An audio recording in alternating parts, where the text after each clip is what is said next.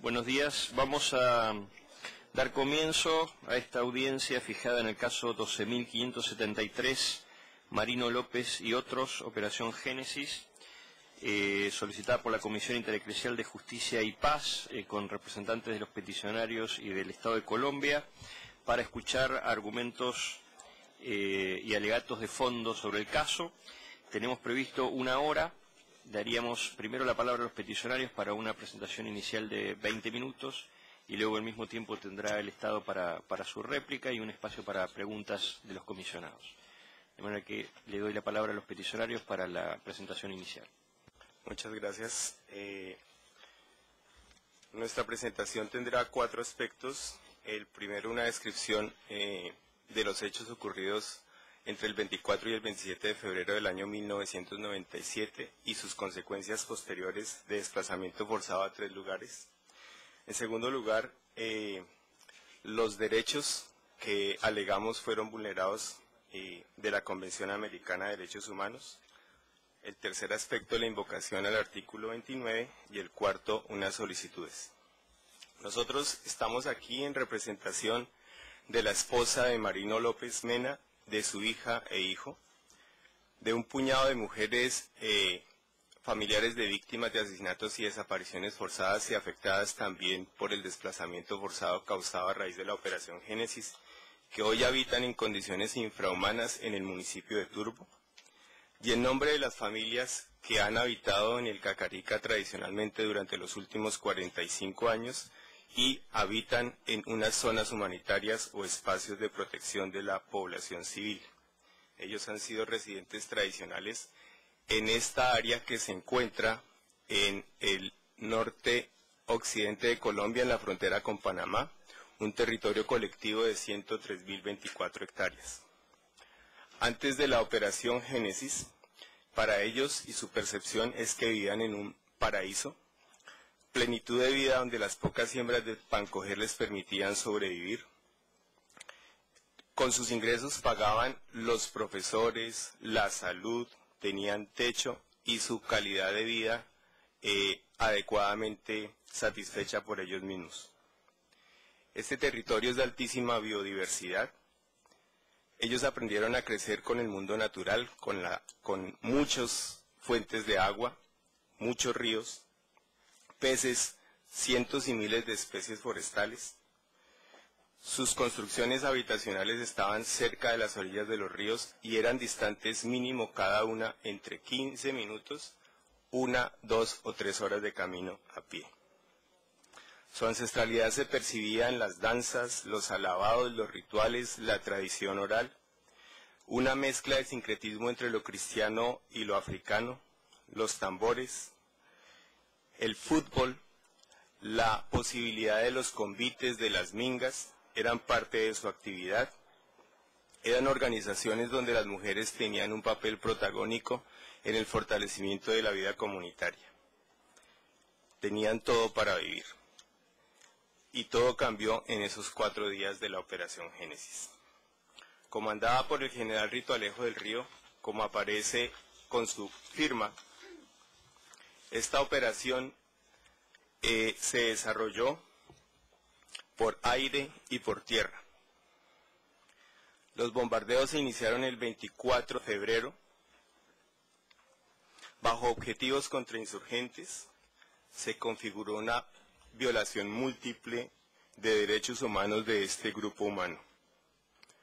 Una ejecución desproporcionada de este plan militar se convirtió en algo ilegal, arbitrario, que ha herido lo más profundo de un grupo humano, de la familia de Marino y del grupo humano que lo conoció y que convivió con él.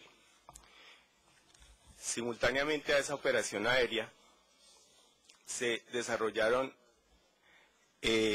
operaciones por tierra, hombres que desembarcaban desde helicópteros, hombres que eran pertenecientes a los grupos paramilitares y que estaban al lado de mandos, tenientes y mayores del ejército. A quienes representamos son testigos y víctimas de cómo trabajaron en conjunto en esta operación militar.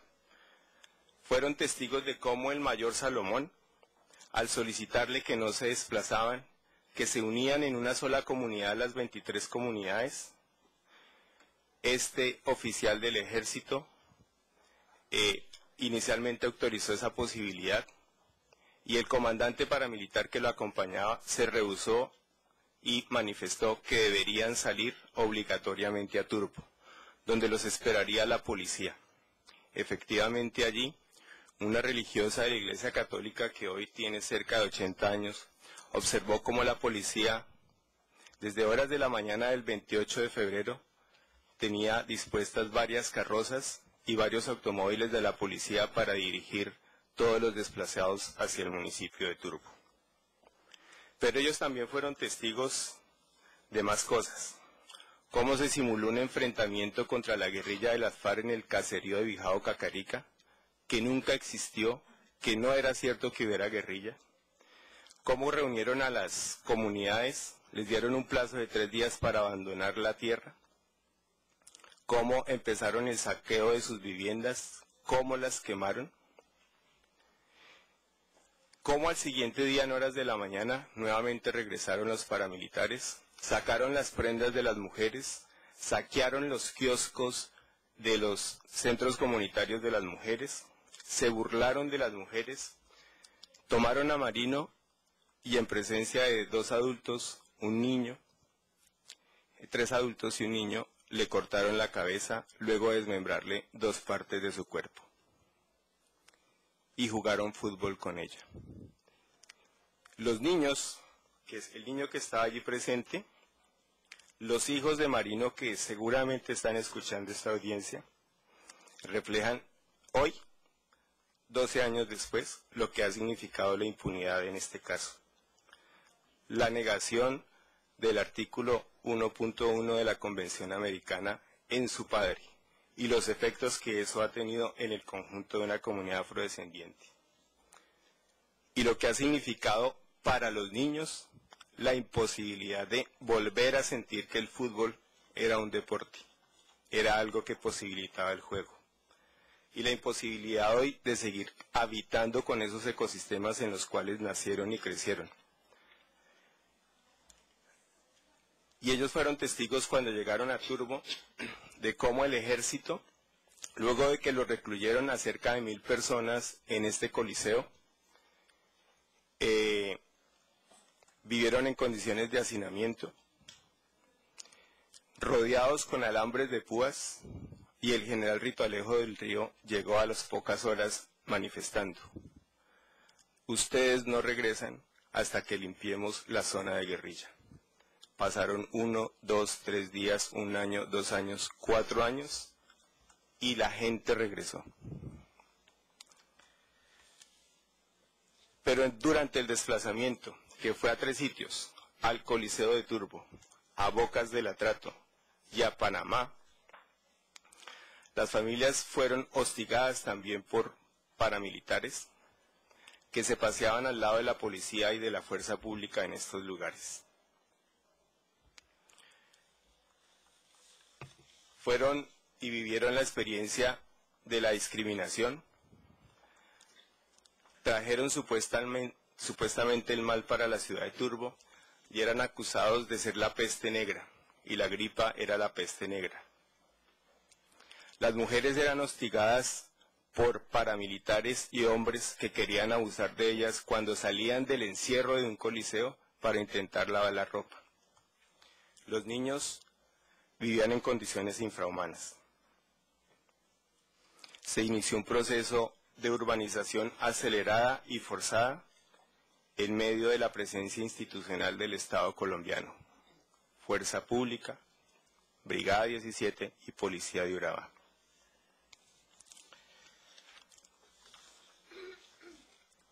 Y desde el 12 de marzo, cuando se hicieron públicos a través de una constancia escrita por nuestra Comisión de Justicia y Paz, hasta la fecha, la impunidad ha sido evidente. El intento de participación en un proceso judicial fue negado por el entonces fiscal general de la Nación, Luis Camilo Osorio. Tuvimos que recurrir a acciones de tutela y a que la Corte Constitucional se pronunciara para poder ser actor popular, en donde estaba incluido el crimen de Marino, la Operación Génesis y centenares de crímenes más cometidos en esta región. Después de haber presentado más de 150 pruebas en un corto tiempo y un corto periodo para presentar las pruebas, este militar fue precluido en la investigación. Con posterioridad y en desarrollo de ese mismo proceso judicial, uno de los testigos que era miembro del Ejército Nacional fue asesinado. Y no se refería simplemente al crimen de Marino, porque no lo conoció, ni a la Operación Génesis. Se refería a los vínculos de este alto militar con los grupos paramilitares. Y posteriormente vinieron una serie de judicializaciones contra quienes intentamos ser parte civil dentro de este proceso, y una serie de presiones y afirmaciones mediáticas desde el Estado del alto estamento militar, y las comunidades acosadas en operaciones armadas dentro del territorio colectivo del Cacarica. Eso nos lleva entonces también a concluir que se ha violado el artículo 8 y 25 de la Convención Americana de Derechos Humanos. Hoy, 12 años después y 11 días de haber sido denunciados los hechos, todo sigue en la impunidad, a pesar de unos avances en un proceso judicial que se reabrió. Esto solamente es una muestra de 3 elementos, 3 violaciones a la Convención Americana. Hay una serie de derechos que queremos también compartir a la Comisión. Buenas tardes. Además del derecho a la vida, a la integridad y los derechos que acaba de nombrar mi compañero, el Estado colombiano también es responsable de la violación del artículo 22. El presente caso comporta una violación al derecho a la circulación, en razón del destierro y el desplazamiento al que fueron sometidas las víctimas. Estas, ante el clima de terror generalizado, ante la presencia de militares y paramilitares y ante las condiciones de crueldad en las que ocurrió el crimen de Marino, no tuvieron otro remedio que abandonar su territorio. Asimismo, la atención en los puntos receptores se caracterizó por la inhumanidad y por la ausencia de condiciones mínimas que garantizaran la existencia digna para ellas, sin atención médica y educativa adecuada, en condiciones de hacinamiento y sin acceso a agua potable y servicios básicos esenciales. Asimismo, la operación militar y paramilitar que produjo el desplazamiento también vulneró el derecho a la propiedad privada y colectiva de las víctimas. Cada una de ellas, antes del desplazamiento, tenía su casa, sus botes, cultivos y cosechas, además de enseres. Asimismo, compartían un territorio habitado ancestralmente. Las víctimas que representamos son afrodescendientes. Son pueblos tribales conforme al concepto desarrollado por el Convenio 169 de la OIT, que tenían un vínculo especial con el territorio, concebido como un espacio vital de subsistencia y pervivencia cultural. Pero los bombardeos indiscriminados contra el territorio y las personas que habitaron en él, y el crimen en contra de uno de sus hijos, Marino López, rompió violenta e ilegítimamente la relación entre individuo, comunidad y territorio. Esto comporta una violación al artículo 21 de la Convención Interamericana de Derechos Humanos. Asimismo, la quema de los caseríos, el ingreso arbitrario y saqueo al domicilio de muchas de las víctimas, además de los señalamientos como guerrillero contra Marino y contra los miembros de la comunidad, también comporta una vulneración a los derechos a la honra y a la dignidad consagrados en los artículos 11 de la Convención Americana. Los afrodescendientes además sufrieron una vulneración al derecho a la igualdad y no discriminación que consagra el artículo 24 de la Convención Americana, ya que tuvieron que asumir la carga desproporcionada de padecer una operación militar por vivir en un lugar considerado estratégico desde el punto de vista militar. Asimismo, los y las afrodescendientes desplazadas nunca recibieron un trato diferencial que tuviera en cuenta su condición cultural, pese a que Colombia había suscrito los convenios 169 de la OIT y la Constitución Política consagra la diversidad étnica como uno de sus principios fundamentales. Durante años, las condiciones en las que fueron atendidas como víctimas del desplazamiento impidieron la práctica de ritos culturales y religiosos. Asimismo, el caso que presentamos a la Comisión Interamericana también comporta una violación al derecho a la familia, ya que la compañera de Marino tuvo que asumir cargas a partir de la muerte, a la muerte de su compañero que no esperaba, tuvo que asumir nuevos roles. Asimismo, muchas de las familias fueron objeto de rupturas en su unidad y se desmembraron. Asimismo, hay una violación al derecho de los niños, ya que el Estado colombiano tampoco adoptó las medidas de protección compatibles con su condición de menores y de edad, de su condición de menores de edad y de su condición de objetos de especial protección y vulnerabilidad.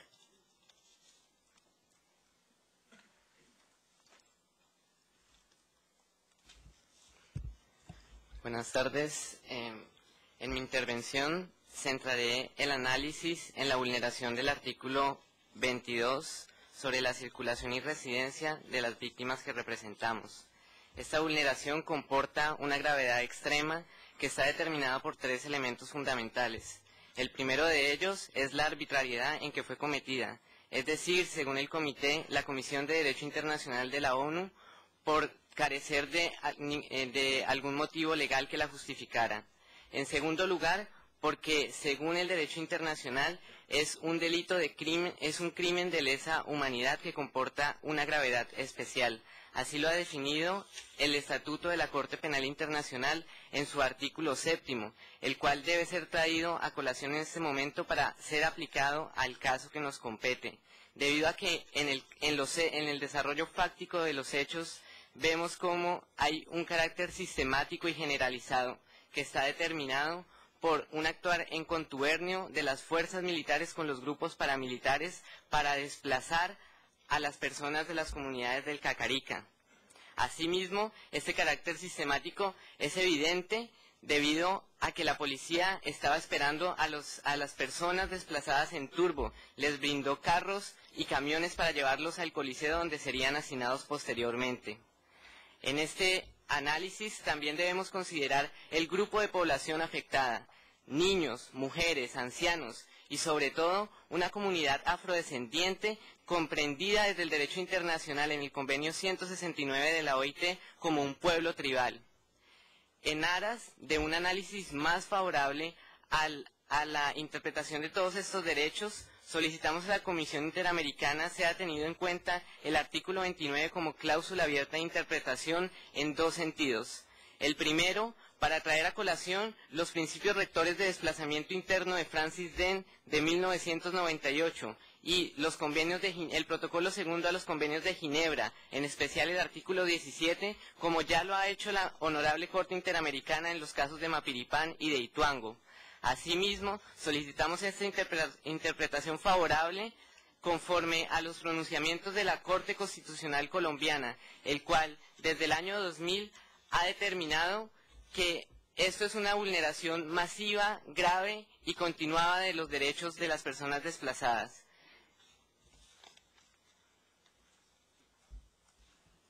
Finalmente, nosotros solicitamos a la Honorable Comisión Interamericana continuar con el trámite del caso de Marino López y otros, la Operación Génesis, y que en consecuencia se requiera al Estado para que garantice los derechos a la verdad, a la justicia y a la reparación, que por más de 12 años han sido vulnerados en contra de las víctimas que representamos. La reparación, además, consideramos que debe tener en cuenta la condición de pueblo tribal de las víctimas en procura del fortalecimiento comunitario, de autonomía territorial de los mismos. Solicitamos además que se tenga en cuenta y que se respeten y garanticen y se fortalezcan las iniciativas de paz en medio del conflicto que estas comunidades también han desarrollado a través de las zonas humanitarias, así como el respeto a la integridad territorial mediante las zonas de biodiversidad y la autonomía de autodeterminación mediante mecanismos de etnoeducación y de etnosalud.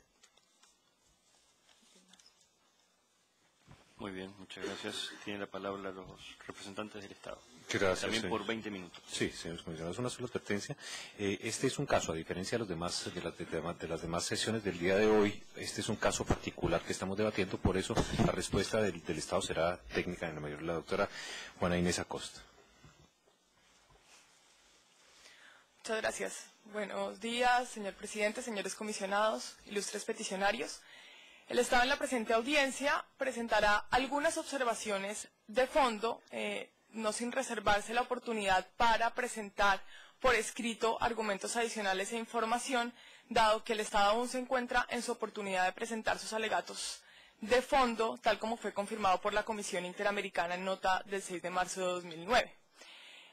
Dicho esto, el Estado quiere estructurar la audiencia en tres partes. En primer lugar, hará algunas observaciones sobre el contexto y la delimitación de los hechos. En segundo lugar, hará algunas observaciones sobre la presunta responsabilidad del Estado frente a la Operación Génesis, la muerte de Marino López, el desplazamiento forzado y las investigaciones. Y en tercer lugar, hará algunas consideraciones sobre las pruebas aportadas por los peticionarios en sus alegatos de fondo. Sobre esto el Estado quisiera aclarar que no solamente se referirá a los argumentos que han sido expuestos por los peticionarios en la presente audiencia, sino también a los argumentos que han sido presentados en sus alegatos escritos. Para referirnos al primer punto sobre el contexto y la delimitación del objeto, el Estado quisiera aclararle a la Comisión que es absolutamente consciente de la importancia que tiene el contexto dentro de los casos que se estudian ante el Sistema Interamericano de Derechos Humanos. En efecto, tal como lo han dicho la Comisión y la Corte, no solamente es importante conocer el entorno político e histórico para conocer los casos, sino que no es posible tomar decisiones en el marco de la descontextualización, tal como lo dijo la Corte en el caso de La Rochela, en el caso del penal Castro Castro, la Comisión en el informe de admisibilidad del caso que nos ocupa hoy. Sin embargo, también el Estado quisiera poner de presente que la Corte Interamericana también ha sido muy clara al afirmar, por ejemplo en el caso de Durán Dugarte, que los hechos de un caso se limitan exclusivamente a aquellas conductas que pueden generar violaciones a los derechos humanos, es decir, exclusivamente a aquellos hechos que presuntamente son ilícitos internacionales. Esto excluye de la responsabilidad del Estado el contexto que se ha presentado dentro de alegatos de fondo, por ejemplo los presentados por los peticionarios en el presente caso, lo cual fue corroborado también por la Comisión Interamericana en el informe de admisibilidad del caso que nos ocupa, en el cual aclaró que el contexto no haría parte de la controversia. El Estado quiere traerlo a colación, puesto que le preocupa enormemente que los alegatos de fondo de los peticionarios por escrito se ha manifestado unas afirmaciones sobre contexto que intentan probar una serie de circunstancias sobre la base, además, de pruebas que no son consistentes. No solamente el contexto no forma parte de la responsabilidad internacional del Estado, sino que sí va a ser importante para ilustrar sobre los hechos de un caso, todas las afirmaciones que se hagan en ese contexto deben a su vez ser probadas. Muchas de las afirmaciones que realizan los peticionarios en sus alegatos de fondo no tienen sustento en prueba alguna, afirmaciones que le solicitamos a la Comisión que rechace, o están sustentados en pruebas que no podrían consistir por sí mismas una comprobación de los hechos que ellos están mencionando. Por ejemplo, numerosas de las afirmaciones, tanto del contexto como de los hechos específicamente que se relacionan con el caso, están sustentadas en libros, y como el anexo 1 a los alegatos de fondo, y es importante traer a colación simplemente para ilustración que, por ejemplo, la Corte Internacional de Justicia ha afirmado que los libros solamente pueden constituir evidencia en un proceso internacional cuando corroboren hechos ya probados. Es decir, que primero habría que probar el hecho y luego el libro serviría para corroborarlo, y no de ninguna manera exclusivamente un libro puede probar numerosos hechos que están en el contexto de los alegatos de fondo. En segundo lugar, se sustentan afirmaciones sobre informes internacionales que han sido proferidos por órganos internacionales en su función de monitoreo. Y en este sentido, simplemente, como es de conocimiento de la Comisión y ha sido en numerosas ocasiones dicho por la Comisión, esta función de monitoreo no puede de ninguna manera prejuzgar sobre un caso contencioso, de manera tal que el Estado le solicita a la Comisión Interamericana respetuosamente que rechace todas aquellas afirmaciones o que no se encuentren sustentadas en pruebas o cuyas pruebas no sean lo suficientemente consistentes para probar hechos en el derecho internacional. Especialmente el Estado quisiera rechazar aquellas afirmaciones que se encuentran en los alegatos de fondo, en el contexto y luego en los hechos, en los que se afirma que existe una supuesta política general y sistemática de violaciones a los derechos humanos de connivencia de las fuerzas militares con los grupos paramilitares. En este sentido, esto está sustentado o bien en informes internacionales que recogen una serie de denuncias sobre omisión de miembros de la fuerza pública en los alegatos de fondo, o bien sobre sentencias de la Corte Interamericana que, valga aclarar, en ninguno de los casos contra Colombia ha afirmado que existe una política general y sistemática de violaciones a los derechos humanos entre fuerzas militares y paramilitares. Ha comprobado en cada caso concreto cuál sería la posible participación de esas fuerzas paramilitares. Y esto para hacer referencia también y traer a colación lo que recién han informado los peticionarios sobre la supuesta existencia de un crimen de lesa humanidad en el marco de una política general y sistemática que consideramos en este caso no ha sido probada de ninguna manera. En segundo lugar, el Estado también quisiera rechazar afirmaciones del contexto de los alegatos de fondo en el que se incluyen una serie de hechos que involucran a personas que no son presuntas víctimas en el presente caso. Al respecto, valga la pena aclarar que la Comisión Interamericana, en su informe de admisibilidad, limitó precisamente cuáles son los hechos de este caso a los hechos ocurridos entre el 24 y el 27 de febrero de 1997, por lo cual deben rechazarse todas aquellas afirmaciones que intenten incluir a nuevas personas frente a las cuales supuestamente hubo violaciones a los derechos humanos en fechas distintas a las establecidas por la Comisión en su informe de admisibilidad. En segundo lugar, para referirnos a los hechos de la Operación Génesis y Marino López, el Estado simplemente quisiera aclarar, y esto se refiere a los derechos a la vida, a la integridad personal, a la igualdad y los artículos de la Convención Interamericana para prevenir y sancionar la tortura mencionados por los peticionarios en esta audiencia y en sus alegatos de fondo, que estos hechos hoy son objeto de varias investigaciones en la justicia ordinaria, investigaciones que abarcan todos los hechos antes, durante y después el 24 y 27 de febrero de 1997, y que, como se demostrará, han abarcado todas las líneas lógicas de investigación. Así que sobre este específico aspecto, el Estado simplemente quiere decir que respetará las decisiones que la justicia tome al respecto, pues se están investigando en este momento a profundidad, y en esa medida no quisiera hacer referencias adicionales a las que se harán respecto de las investigaciones frente a estos hechos de la Operación Génesis y la muerte de Marino López. En relación con los hechos de desplazamiento forzado, relacionados con los derechos a la familia, los derechos de los niños, el derecho a la circulación y residencia y el derecho a la propiedad, como es de conocimiento en la honorable comisión, el tema de la individualización de las víctimas fue discutido en fase de admisibilidad y sobre ese aspecto la comisión concluyó tres cosas. En primer lugar, que era posible la ubicación geográfica de las comunidades. En segundo lugar, que era posible una determinabilidad de las víctimas de desplazamiento forzado. Y en tercer lugar, en su párrafo 60, concluyó que este caso se referiría exclusivamente al desplazamiento forzado que se hubiera dado como consecuencia de los hechos ocurridos entre el 24 y el 27 de febrero de 1997. Por la época de los hechos, y específicamente entre diciembre de 1996 y el primer semestre de 1997, ocurrieron varios lamentables hechos que dieron lugar a diversos desplazamientos forzados, por diversas causas y en diversos momentos. Esto significa que no todo el desplazamiento forzado de la región por la época fue consecuencia de los hechos específicos que nos conciernen en esta audiencia.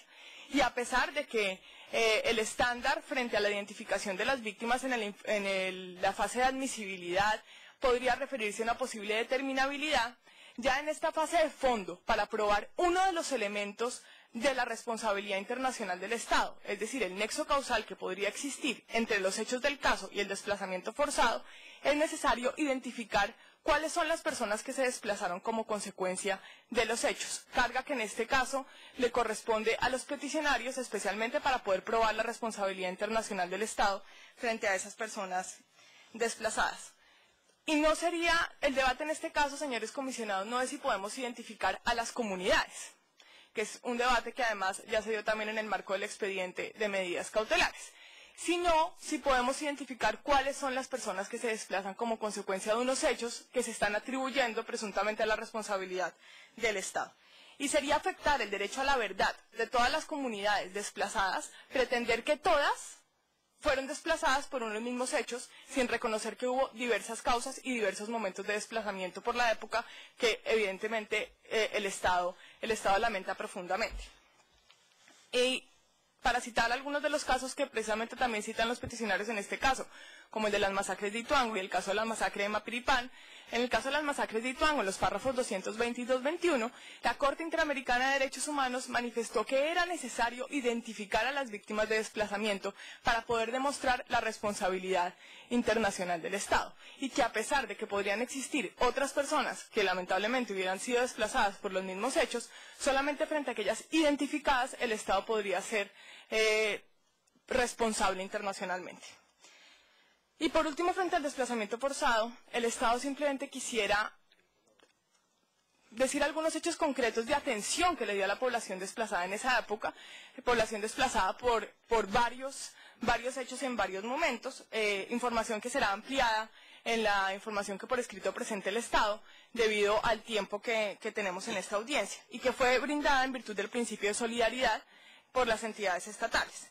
De aproximadamente 2.300 personas que efectivamente fueron asentadas en Turbo y 200 que aproximadamente avanzaron hacia Panamá, podemos decir que efectivamente el Estado, con ayuda también de agencias internacionales, adecuó el Coliseo de Turbo y 2 albergues provisionales humanitarios y procuró adecuarlos con el mayor saneamiento básico y todas las condiciones posibles para que las personas desplazadas pudieran estar en condiciones de dignidad. Asimismo, se benefició con ayuda humanitaria de emergencia al menos a 450 familias y, como lo afirmaron también los peticionarios, muchas de las personas retornaron, al menos 216 familias retornaron. Aproximadamente el Estado invirtió $1 millón en la ayuda que se dio a las personas que fueron desplazadas por la época, y como es informado, se dará una información adicional también por escrito sobre toda la atención que se brindó a la población desplazada en la época. A continuación, le daremos la palabra a la Fiscalía General de la Nación para el avance en las investigaciones sobre estos hechos. Una pequeña moción de orden. Agradeceríamos que se apague la lámina, que no es parte de la exposición del gobierno, y que se ponga, si es el caso, en la exposición de la... Buenas tardes, señores comisionados, peticionarios, a todos y todas las que se encuentran presentes y hacen seguimiento a esta audiencia. Primero, precisar que en Colombia en este momento hay 2 jurisdicciones para investigar los hechos penales. Una, que es la justicia ordinaria, y otra, que es la jurisdicción de justicia transicional, la cual represento. Para expresar que el homicidio de Marino López Mena fue uno de los centenares de hechos que la justicia transicional, para empezar su trabajo, documentó y ubicó para investigar en la justicia transicional. Que a raíz de ello, el 16 de julio del 2007, Freddy Rendón Herrera, comandante del bloque conocido como Elmer Cárdenas, que hizo presencia en esa zona y alrededor de esa zona, acepta y confiesa la participación de miembros de ese bloque en el homicidio de Marino López Mena, que a partir del 16 de julio del 2007, en las versiones libres, han aceptado su participación en los hechos el 1 de abril del 2008, Diego Luis Inestrosa Moreno, el 22 de abril del 2008, Luis Muentes Mendoza, el 9 de julio del 2008, William Manuel Soto Salcedo, el 6 de agosto del 2008, Franklin Hernando Segura, el 9 de agosto del 2008, Rubén Darío Rendón Blanquicé, y el 28 de octubre del 2008, Alberto García Sevilla.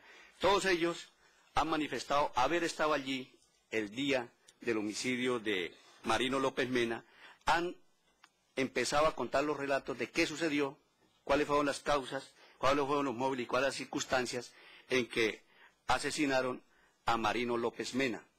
De ellos hay 5 que ya tienen imputación y medida de aseguramiento.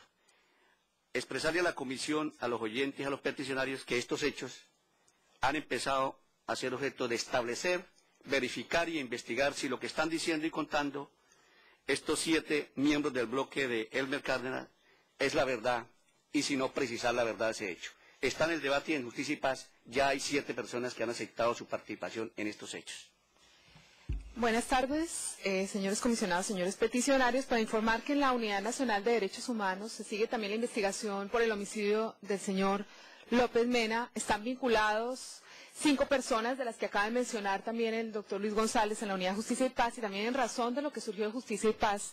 En julio se decretó apertura de investigación contra varias de estas personas, en la consideración de que tanto en la justicia transicional como en la permanente debe hacerse justicia. Desde esta perspectiva, fueron recibidas indagatorias y resuelta situación jurídica contra estas personas quienes tienen medida de aseguramiento. Pero también me permito informar a la Comisión que se están investigando no solo por el homicidio agravado, sino por el desplazamiento forzado y el concierto para delinquir. Y de allí surgió también la investigación por la cual fue capturado, vinculado mediante indagatoria e impuesta medida de aseguramiento contra el general retirado Rito Alejo del Río, quien fue acusado en diciembre del año pasado y su acusación fue confirmada por la Fiscalía en segunda instancia luego de que la defensa la apelara. En pocos días se iniciará la audiencia preparatoria para el juicio oral en la cual la Fiscalía va a presentar las pruebas para fundamentar en ellas la condena que va a solicitar ante el juez.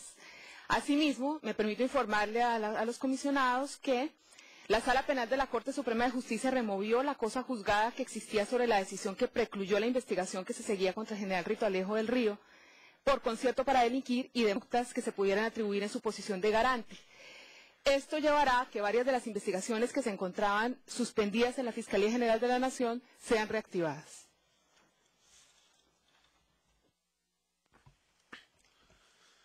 Buenas tardes, señor presidente, señores comisionados, ilustres peticionarios. Luego de la información presentada por parte de la Fiscalía General de la Nación en las diferentes unidades, queremos llamar la atención al cumplimiento de las garantías de los artículos 8 y 25 convencionales en el presente asunto, en particular a dos obligaciones que emanan del análisis de estos dos artículos. Uno, la obligación de investigar, juzgar y, si es del caso, sancionar a los presuntos responsables, y la segunda, el ofrecimiento institucional de mecanismos necesarios para la reparación a quienes se consideran víctimas en el presente caso. En relación con la obligación de investigar, señores comisionados, queremos llamar la atención a las alegaciones presentadas por los peticionarios, tanto en esta audiencia como sus alegatos por escrito, en cuanto consideran ellos que se encuentra una completa impunidad, toda vez que, por un lado, no se han esclarecido completamente los hechos, y segundo, no hay resultados en materia de condenas penales. Al respecto, vale la pena recordar el análisis autorizado que ha realizado la Corte Interamericana y tanto la Comisión Interamericana en relación con el alcance de estas obligaciones, en particular al carácter de obligación de medio que tiene la obligación de investigar, por un lado, y segundo, al plazo razonable que debe evaluarse dentro de estas investigaciones, en particular a la complejidad del caso reconocido ya por esta comisión en su informe de admisibilidad del caso que nos ocupa. Vale la pena aclarar que dicha complejidad fue resaltada por la misma Comisión Interamericana en materia a la destrucción de la prueba que se procura en este tipo de hechos presentados o que nos convocan en esta audiencia, y a la confusión de los autores, razón por la cual las decisiones judiciales e investigativas que fueron adoptadas en su momento y que se siguen adoptando han sido adoptadas en razón a la evidencia que se encuentra dentro de los expedientes y a las distintas instancias que se han podido acudir dentro de los mismos procesos judiciales. De esta manera, vale la pena recordar muy rápidamente, simplemente como referencia, el caso Noguera Carvalho, en el cual, por ejemplo, la Corte Interamericana se abstuvo de declarar responsabilidad internacional luego de que, después de 10 años de una investigación eficiente por parte de las autoridades brasileras, no se tenía claro ni el esclarecimiento de los hechos, ni tampoco se tenían resultados en materia de condenas judiciales. Todo esto por el carácter de obligación de medio que tiene esta obligación. Por lo tanto, el señalar que luego de manera plana, que simplemente el paso del tiempo genera una responsabilidad internacional por la violación de los artículos 8 y 25, carece de sustento tanto normativo como jurisprudencial dentro del sistema interamericano. Y solo para recoger los recientes avances y dinamismo investigativo que se ha presentado dentro de la investigación de los hechos que nos ocupan en el caso subjudice, se quiere hacer referencia precisamente a lo expuesto por los jefes de unidad en la presente audiencia, lo cual ha permitido dinamizar probatoriamente y profundamente las investigaciones, ha permitido remover, por ejemplo, la cosa juzgada que se había impuesto en la preclusión de investigación frente a algún funcionario del Estado, y ha permitido reevaluar las hipótesis de investigación y presentar novedosas hipótesis de investigación, dando un dinamismo particular a las investigaciones con base, repito, en nueva evidencia producto precisamente del dinamismo en la aplicación de la Ley 975. Ahora bien, en materia de recursos disponibles dentro de la jurisdicción interna para la reparación, al menos se tienen, si así lo consideran, las víctimas y peticionarios y representantes de ellas, 3 mecanismos para que puedan abocarse a reparación en primera medida y que ha sido utilizado tanto en sentido individual como en sentido colectivo y todo dentro de nuestro derecho procesal penal.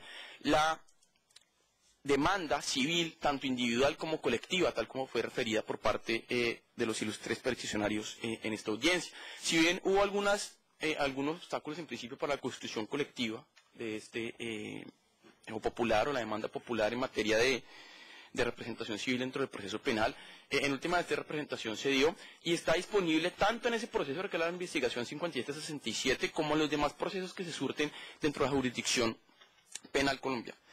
En segundo lugar, tenemos, y extraña al Estado precisamente, que se esté alegando una presunta responsabilidad del Estado y que no haya hecho uso de este recurso, como es la jurisdicción contenciosa administrativa, muy bien conocida por los honorables comisionados, dado que, si consideran las víctimas y sus representantes que existe una responsabilidad estatal por los hechos, tiene el Estado la facultad o el recurso disponible para ellos y como para cualquier otro ciudadano en el territorio nacional, la jurisdicción contenciosa administrativa a través de la acción de reparación directa para reclamar en el orden interno dichas reparaciones. Con la venia del honorable de comisión, si me permite tener 30 segundos para cerrar el argumento. Muchísimas gracias, señor presidente. Por último, en todo caso, dentro del marco de la aplicación de la ley 975, quienes sean reconocidos como víctimas dentro del marco de esta aplicación y que se encontrasen involucradas dentro de los lamentables hechos que nos convocan, serían beneficiarias estas personas a los muy altos estándares de reparación que se aplican dentro de esta ley, y no solo dentro de esta ley, sino en general en los esquemas de reparación dentro del país, tal como se evidencia en la reciente sentencia del Tribunal Superior de Justicia y Paz, en el cual se entregaron no solo reparaciones en sentido económico, sino otras formas de reparación, tales la obligación de realizar actos de reconocimiento, garantías en materia de educación, asistencia médico y psicológica, además para ciertas víctimas. Entonces, hay múltiples escenarios en los cuales se pueda abocar esta reparación en cumplimiento de las obligaciones 8 y 25.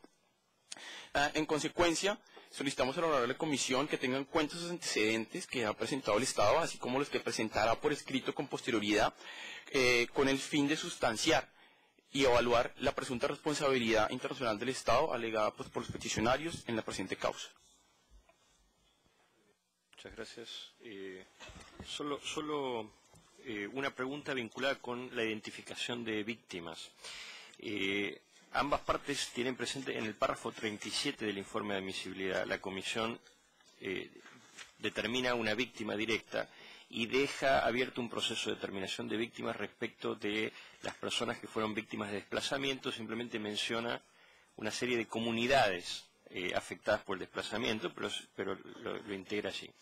Me gustaría saber si los peticionarios tienen un listado de víctimas identificadas, vinculadas con el hecho de desplazamiento, y también me gustaría conocer si el Estado cuenta con información que determine víctima de desplazamiento, teniendo en cuenta que hubo un proceso de asistencia inmediata, por ejemplo, en el Coliseo de Turbo, que me imagino que Acción Social habrá hecho algún tipo de gestión allí, y el desplazamiento es uno de los delitos por el cual se está imputando en la Fiscalía. Entonces también me gustaría saber si el Estado tiene alguna identificación de víctimas de desplazamiento en estos hechos. La última cuestión breve, respecto de la investigación judicial, quisiera saber si además del general Rito Alejo del Río hay algún otro agente estatal involucrado en las investigaciones. Daría 5 minutos, más allá de que puedan completar por escrito, primero los peticionarios y después al Estado. Muchas gracias. Insistimos en que no hay un agotamiento del plazo razonable. Insistimos en que hubo una pretensión de las víctimas de participar y de que hubiera una actividad procesal efectiva, y no se ha dado. Hubo reuniones con los fiscales generales de la Nación en estos 12 años, con los vicefiscales, para que se actuara de manera pronta y eficaz, y no se hizo. Se solicitó recurrentemente a la Fiscalía General de la Nación que se tomara la molestia de tomar pruebas en Puente América, donde los caseríos estaban quemados. Se les solicitó que de manera pronta se tomaran fotografías y se hiciera registro de lo que sucedió en La Loma. Se solicitó igualmente que se tomaran pruebas de los sitios donde se realizaron los bombardeos. de los sitios y de los caseríos que fueron quemados. Y a la fecha eso no se hizo.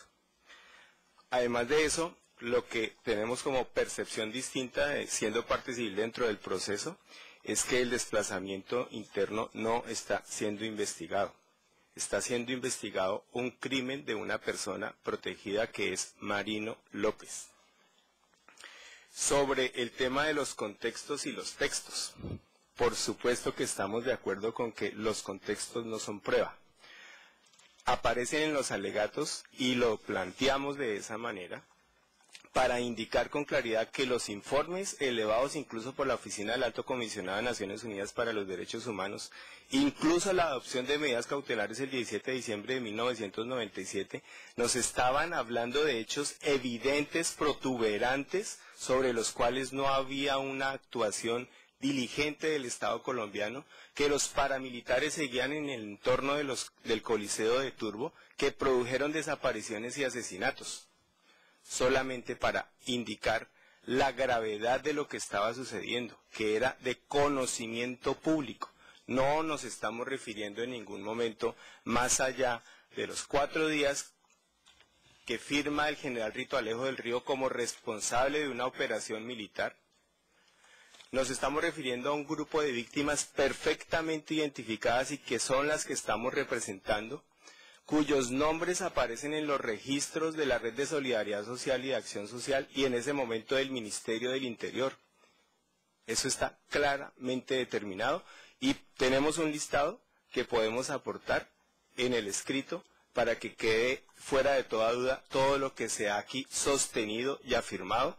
Ahí sí creemos que descontextualizado y desconociendo lo que en rigor vienen haciendo las comunidades y quienes acompañamos este proceso judicial y el acompañamiento integral de estas comunidades.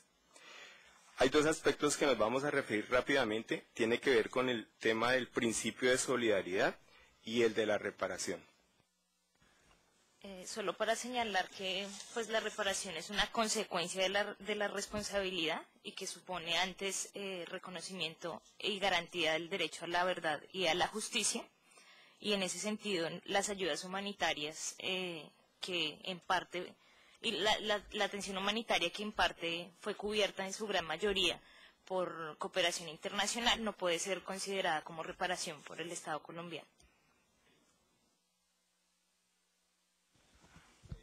Finalmente solicitaríamos a la Comisión Interamericana requiere al gobierno colombiano respetuosamente para que entregue su informe por escrito frente a los alegatos que hemos presentado. Muy bien, pero les hago una pregunta para concretar la respuesta. ¿Ustedes van a presentar por escrito ese listado de víctimas entonces? Sí, lo tenemos aquí, lo vamos a... ¿Lo van a presentar ahora? Sí.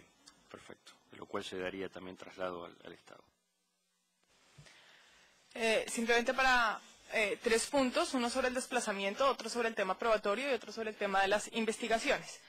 Sobre el punto de desplazamiento, el Estado quisiera aclarar que simplemente sobre la misma discusión, algunos de los registros que se presentan en la Red de Solidaridad Social y los registros de la época, dado, digamos, lo máximo que podría hacer el Estado, que es colaborar con la identificación sin tener la carga, son listados que no necesariamente diferencian en las causas del desplazamiento, puesto que la atención se brinda sin ninguna discriminación por las causas. La discusión que nosotros presentamos frente a la responsabilidad internacional del Estado es una discusión sobre el nexo causal entre los hechos del 24 al 27 de febrero y el desplazamiento forzado, de manera tal pues que si los peticionarios van a presentar el listado, también esperaría el Estado, y se lo solicita hacia la Comisión, que ese listado no se limite simplemente a las personas que fueron desplazados en el primer semestre de 1997, dado que aquí se incluirían todas las personas que pudieron ser desplazadas por distintas causas y en distintos momentos, sino que exista también una serie de pruebas que permitan determinar que esas personas, la causa del desplazamiento fueron los hechos de este caso. En cuanto a la atención humanitaria de emergencia, el Estado es absolutamente consciente de que no se constituye como una reparación. De hecho, aquí todavía se está discutiendo la responsabilidad internacional del Estado y la reparación sería una consecuencia de esa responsabilidad internacional. Y simplemente quisiera, de manera tal que no lo está trayendo a colación como reparación, sino en su función de garantía frente a la población que fue desplazada. Y de todas maneras, frente a la discusión sobre si la atención humanitaria de emergencia es o no reparación, es posible que no lo sea, pero también es posible que la atención humanitaria de emergencia y la atención en proyectos productivos puedan reducir e incluso interrumpir el daño que se produce por el desplazamiento, especialmente en muchas ocasiones el daño emergente y el lucro cesante es reducido e incluso es interrumpido por esa atención que el Estado brinda humanitaria de emergencia y de estabilización socioeconómica. Las precisiones más. Muy rápidamente, unas precisiones frente a las pruebas, de lo que ya ha sido expuesto por el Estado, sumándose simplemente para advertir a la honorable comisión que sea altamente rigurosa y cuidadosa, como lo ha sido en casos anteriores en relación con las evidencias y la probanza de los hechos dentro del presente asunto. Por ejemplo, uno de los hechos centrales que nos convoca en la presente audiencia es el lamentable fallecimiento y muerte del señor Mariano López Mena. Los peticionarios presentan como prueba de la presencia física, supuesta presencia física de miembros de la fuerza pública en el momento y lugar de la muerte del señor Mariano López Mena, el testimonio del señor Bernardo Vivas, el cual supuestamente fue recogido en una visita in loco realizada por la Comisión Interamericana. La Comisión Interamericana de Derechos Humanos, en nota del 6 de marzo del presente año, nos ha confirmado la inexistencia total dentro del expediente de dicho testimonio, sobre la base del cual se alega una supuesta presencia física de miembros de la fuerza pública en el momento y lugar de los hechos, razón por la cual uno de los hechos centrales y de la causalidad y nexos y de la presencia de fuerza pública en los hechos y lugar de muerte, de la muerte del señor Mariano López, que se encuentra probado única exclusivamente con esta prueba, no existe dicha prueba, supuesta prueba, dentro del expediente. Repito, esto solo para traer un ejemplo de cuál es el escenario probatorio el cual ha podido advertir el Estado frente a las alegaciones que se dan en el presente caso, y de recurrir a la honorable comisión para que se aplique el más alto nivel probatorio posible dentro de los estándares existentes y que ha sido aplicado también en otros asuntos. Doy la palabra a la Fiscalía General de la Nación para contestar la pregunta del comisionado Abramovic.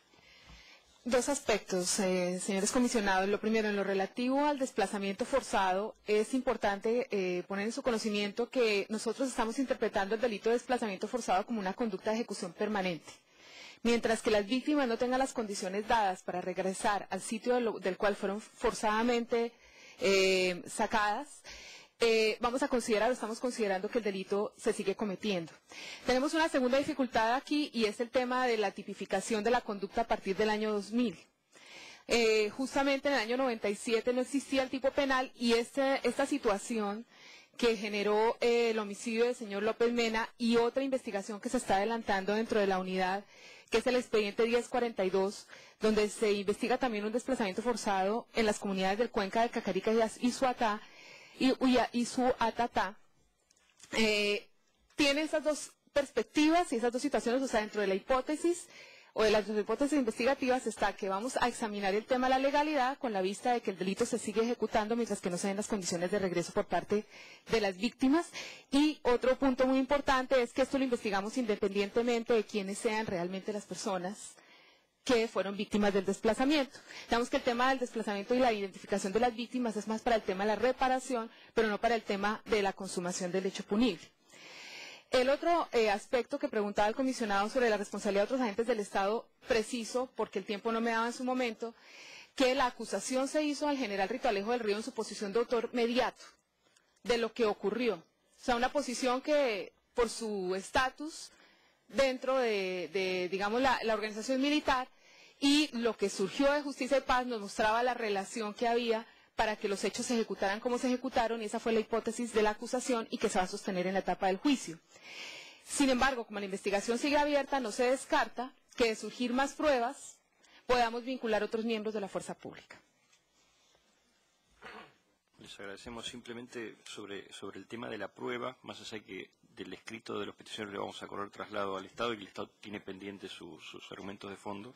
Sería muy importante para la Comisión contar con elementos de los procesos judiciales que están en trámite. Sé que es un expediente, debe ser muy voluminoso, pero como mínimo, y lo hemos planteado en otras audiencias, habiendo 7 versiones libres donde se han confesado por paramilitares la participación en el hecho, sería bueno para la comisión contar con esas versiones libres, y lo mismo también el auto de acusación de la Fiscalía al general Rito Alejo del Río, creo que es de enorme valor para la evaluación de la prueba con el criterio estricto que trata de realizar la comisión en todos los casos. Que les agradecemos las presentaciones y esperamos entonces las presentaciones que van a hacer por escrito. Gracias.